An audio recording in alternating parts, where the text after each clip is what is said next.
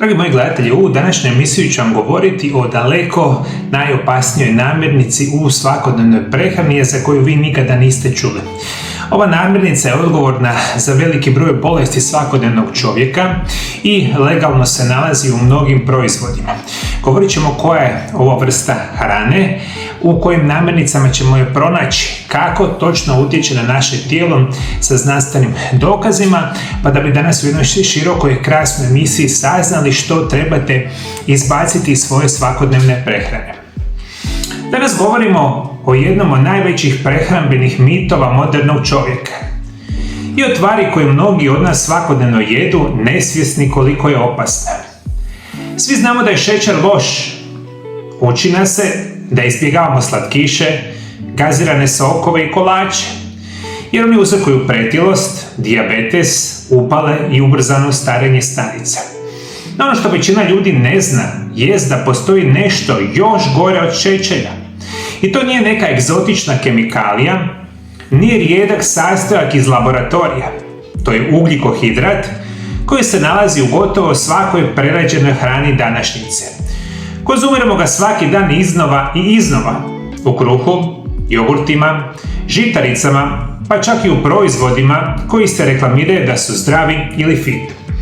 Ono što ga čini posebno opasnim je činjenica da djeluje brže i snažnije od običnog šećera i u trenutku kad ga odnesemo, on izaziva eksplozivne skokove glukoze u krvi, prisiljavajući gušteraču da proizvode ogromne količine inzulina i tijelo se tada nalazi u stanju metaboličkog škoka. Energija kratko skoči, a zatim naglo pade. I ovo sam rekao puno puta, moji dragi gledatelji, u zadnjih 7 godina. Jedna od najgorih stvari za vaše zdravlje je svakodnevno skakanje šećera u krvi i što više hrane i više namirnica dnevno jedete, vaš inzulin sve više i više skače, vaša gušterača, vaša jetra mora raditi puno više. I to mi možemo sve jako lako amortizirati kad imamo 20, 30, 40 godina, međutim poslije svega toga to postaje rapidno sve gore i lošije i upravo je poveznica ovog znanja i loše kvalitete ili nemogućnosti normalne funkcije inzulina u krvi definitivno jedan od glavnih uzroka svih ili većine kroničnih bolesti. Takvi skokovi, ako se ponavljaju dan za danom, godinama dovode do inzulinske rezistencije, masne jete, hormonalnog disbalansa i kroničnih upala. To je tihi proces, ne boli i ne osjeća se odmah, ali sa vremenom ova tvar razara metabolizam, jetru, crijeva i mozak. Uništava prirodnu ravnotežu hormona i mijenja način na koji naše tijelo koristi energiju. Najveća zabluda je što mislimo, ako ne jedemo šećer, jedemo zdravo. No ovaj ugljikohidrat skriven je pod raznim imenima, čini mnogo veću štetu, a mi ga unosimo vjerujući da činimo dobro za naše tijelo. Upravo zbog toga mnogi nutricionisti i znanstvenici danas smatraju najopasnijom hranom na svijetu. A u nastavku ćemo otkriti što je točno taj sastojak, kako djeluje u našem organizmu, gdje se sve skriva i kako ga možete prepoznati i izbaciti iz prehrane. I ono što mi prije svega ništa od ovoga ne znamo, ali industrije prehrane uvijek je bio u cilj samo što je veća moguća zarada. I kad vidite industrije prehrane sa jedne strane, industrije liječenja sa druge strane, dovele su do toga da mi imamo najviše u povijesti bolesnih osoba. I svake godine sve gore i gore, a u svemu tome vam je glavni uzrok i pokretač toga svega će biti loša prehrana desetljećima. I to mi danas praktično radimo zadnjih 30 do 40 godina, jedemo ovu visoko procesiranu hranu iz dućana koja se sasvim legalno nama prodaje, iako mi koji o tome jako dobro znamo, vodimo računa i studije pokazuju da mogu biti izuzetno štetni za naše zdravlje. Ono što danas nazivamo modernom prehranom često nije hrana u pravom smislu riječi. To su proizvodi oblikovani u laboratorijima, dizajnirani da traju mjesecima na policama, da izgledaju plivačno, da mirišu dobro, a da u isto vrijeme sadrže sastojke koje naše tijelo jednostavno ne prepoznaje kao prirodne. a u središtu toga se nalazi nešto što se naziva modificirani škrob. Ajde molim vas, ovo dvije riječi jako dobro zapamtite. Modificirani škrob, koji ću danas emisiji jako detaljno opisivati, jedan od glavnih razloga zašto se svakodnevno bolesti, jer pogotovo što ovakvu vrstu hrane jedete svakodnevno.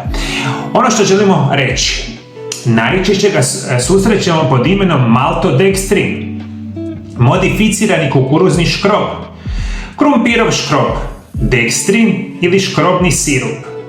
Zvuči bezazleno, zar ne? Ali upravo tu leži problem. Ti su oblici škroba kemijski obrađeni, izbjelivani i enzimski razbijeni u kratke lance šećera. To znači da, iako ga na etiketi ne piše šećer, on u našemu tijelu djeluje gotovo trenutačno kao čisti glukozni udar. Jeste shvatili? Ne djeluje samo na vama na značajno povećavanje šećera u krvi ili loše funkcionalne inzulina, samo šećer. Jedan od najgorih, možda i najgori otrov se naziva taj modificirani škrob. Vi kad njega pojedete, vama šećer iste sekunde skoči gore, nekoliko stotina puta i vaše tijelo odmah dolazi u stadij koji je rapidno lošije za njegovo zdravlje. Ali prije što nastavim sa emisijom, moji dragi gledatelji, jedna velika vijest. Nedavno u mojoj ordinaciji imam mogućnosti prevesti bilo koju medicinsku dokumentaciju i upite za liječenje i za moje konzultacije na svim jezicima svijeta. Zato nazovite Mario Lab centar iz Zagreba u Hrvatskoj na brojeve telefona +385 98 91 79200. Pošaljite nam poruke putem Vibera, WhatsApp ili e-maila. I to će biti za nas super jednostavno. Mobitelom uslikajte vaše nalaze na bilo kojem jeziku svijeta i pošaljite nam Viberom, WhatsAppom ili e-mailom.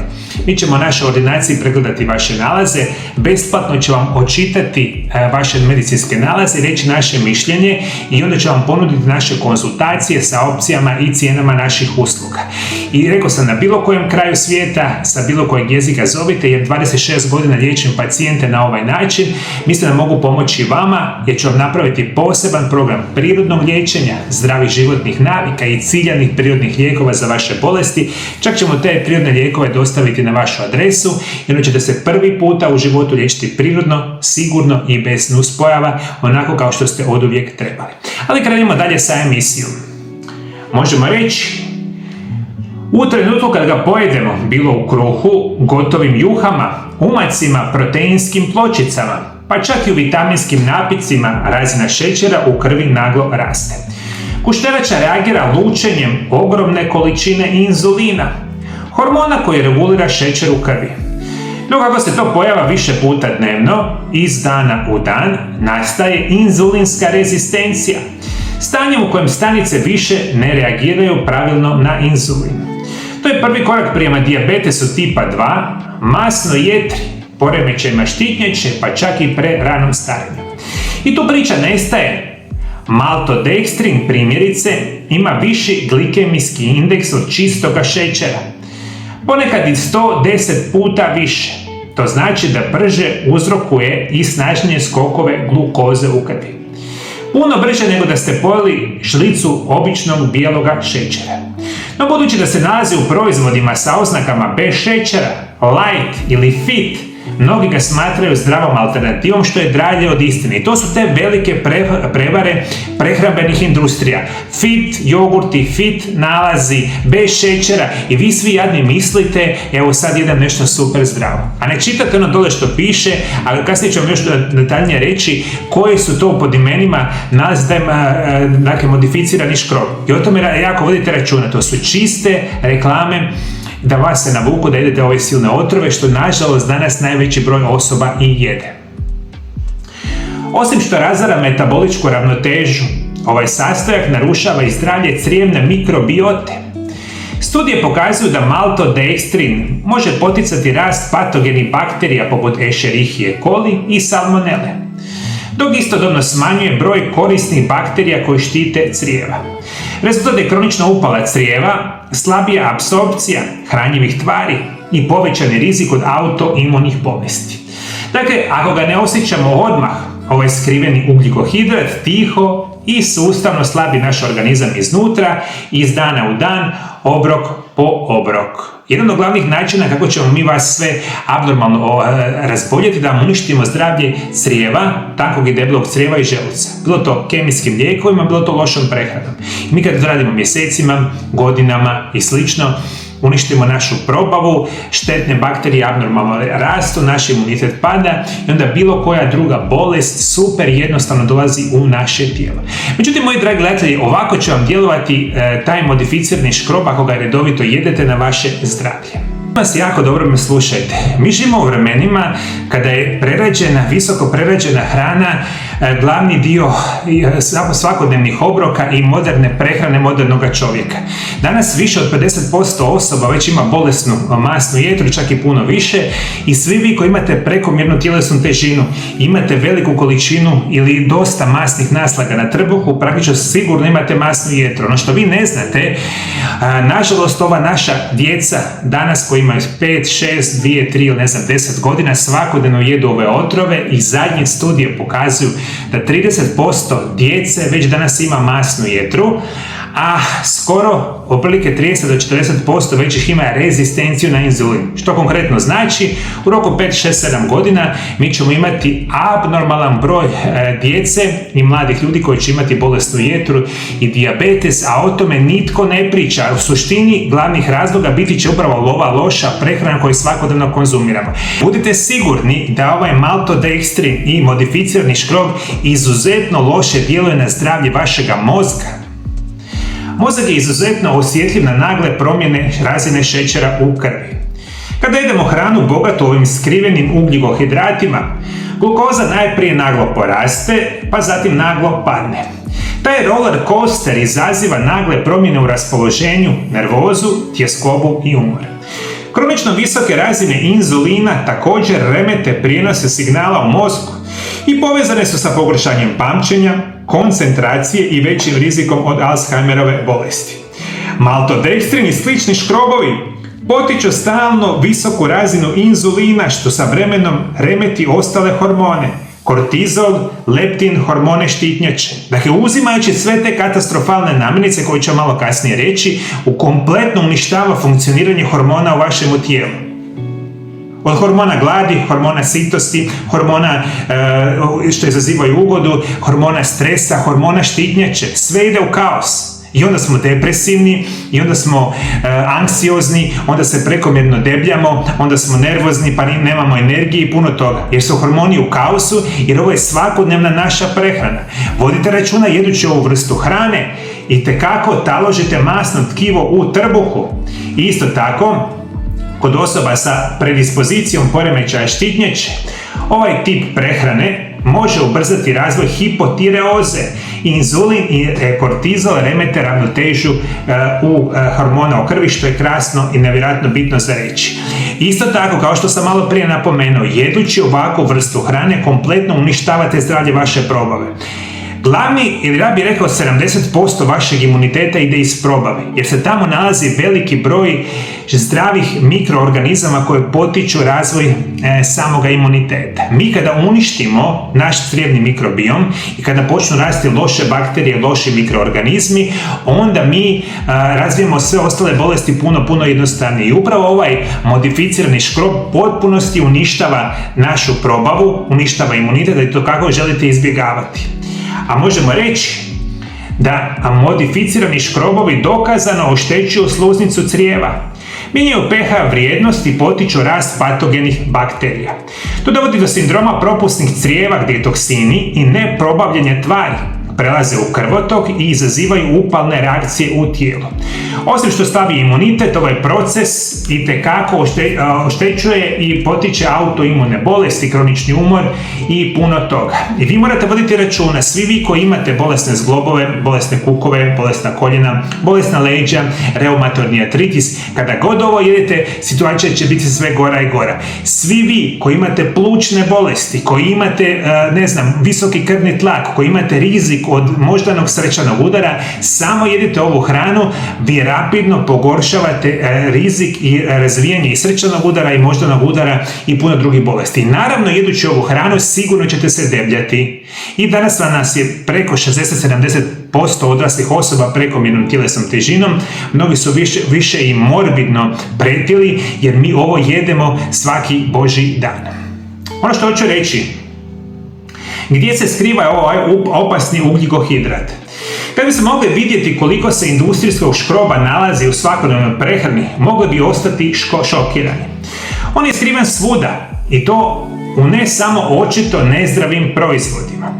Nalazimo ga u kruhu, pecivima, picama, zdravim žitaricama za doručak, proteinskim pločicama, juhama iz vrećice i instant pire krompiru, mliječnim desertima, umacima, preljevima, pa čak i u dječjim formulama i dodacima prehrani. Zašto je tamo? Zato što je jeftin, povećava volumen, daje privid gustoće i poboljšava teksturu proizvodima. Proizvođačima donosi profit, a potrošačima donose bolesti.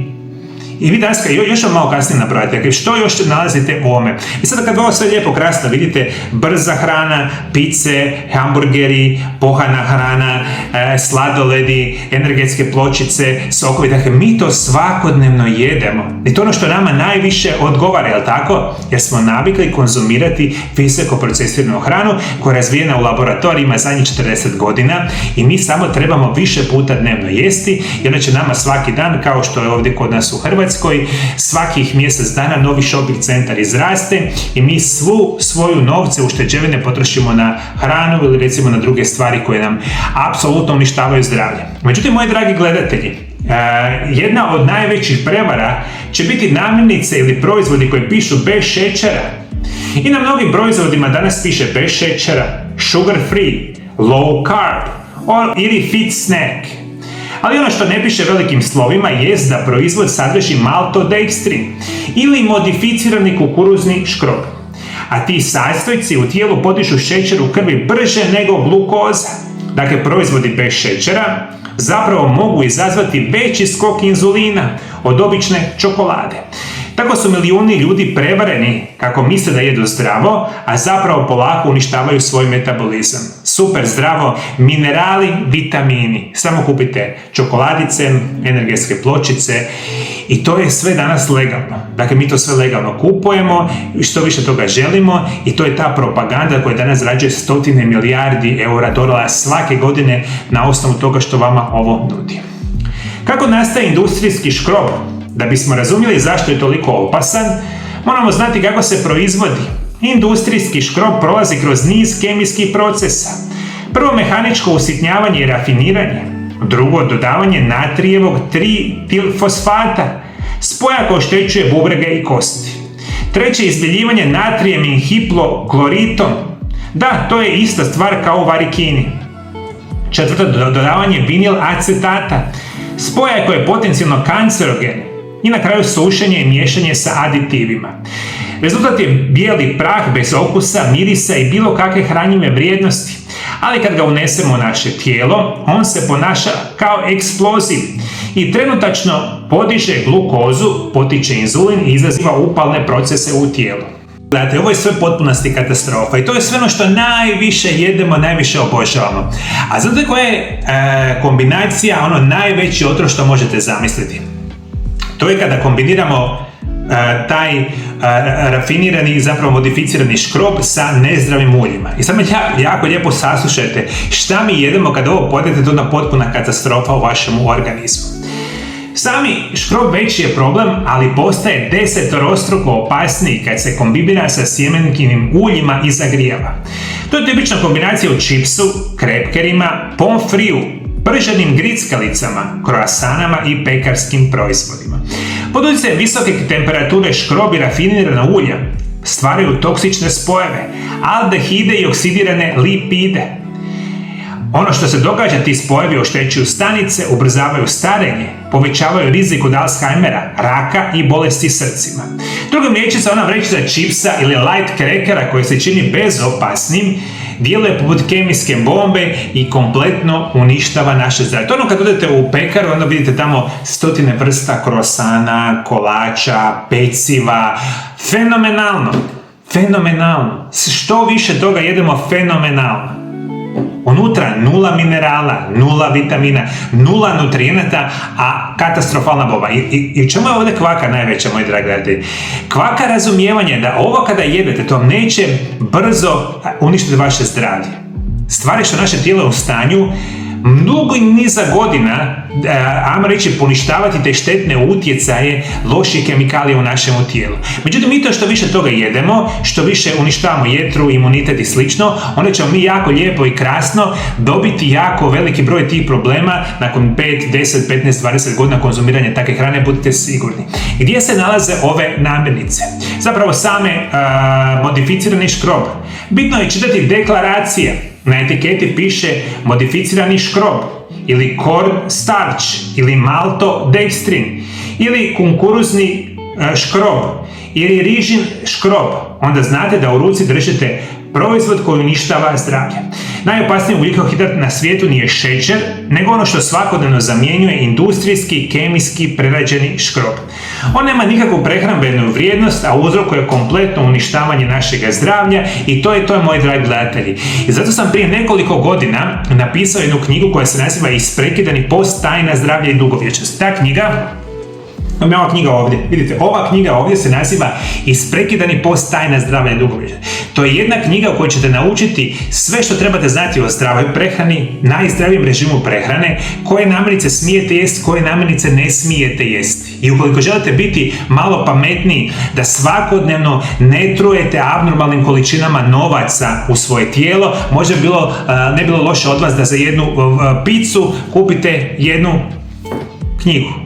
I da pročitate nešto što je dobro za vas i za vaše zdravlje. Svi koji još niste kupili, ova knjiga je prevedena na engleski, njemački, hrvatski i poljski jezik i možete odmah kupiti dolje ispod video zapisa. Pa naučite što je zdrava prehrana i što trebate raditi.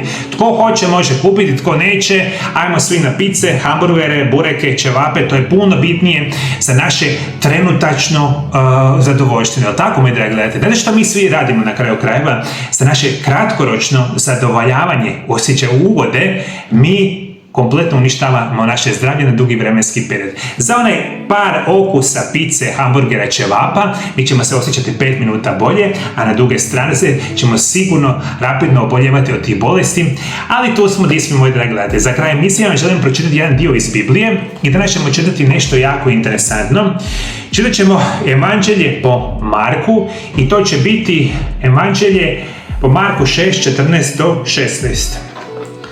U Bibliji piše strepnja Heroda Antipe i piše: čuo to i kralj Herod, jer se Isusovo ime bilo razglasilo. Govorilo se to Ivan Krstitelj, uskrsnuo od mrtvih i stoga djeluje u njemu čudesne sile. Drugi su tvrdili da je to Ilija, treći opet da je to prorok kao i svi stari proroci. Ali kad Herod ovo čuo, izjavi: onaj komu sam ja odrubio glavu, Ivan, uskrsnuo je. Ovaj odlomak opisuje strah, sumnju i strepnju kralja Heroda Antipe, čovjeka koji je dao pogubiti Ivana Krstitelja.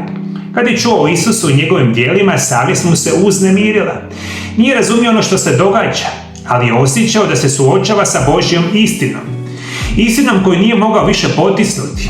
Herod je znao istinu, ali ju je ignorirao jer mu nije bila ugodna. I upravo tu dolazimo do poruke za danas.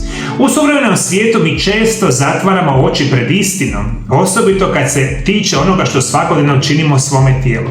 Znamo da šećer nije dobar, ali ga i dalje unosimo. Znamo da nam bijelo brašno, industrijska hrana i kemijski aditivi razaraju zdravlje, a biramo da ne želimo znati. Kao što je Herod bio zarobljen svojim strahom i navikama, tako smo mi često zarobljeni svojim prehrambenim ovisnostima i iluzijama o zdravoj hrani.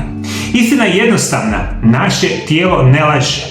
Ono nam svakim simptomom, umorom, bolešću pokazuje da nešto nije u redu.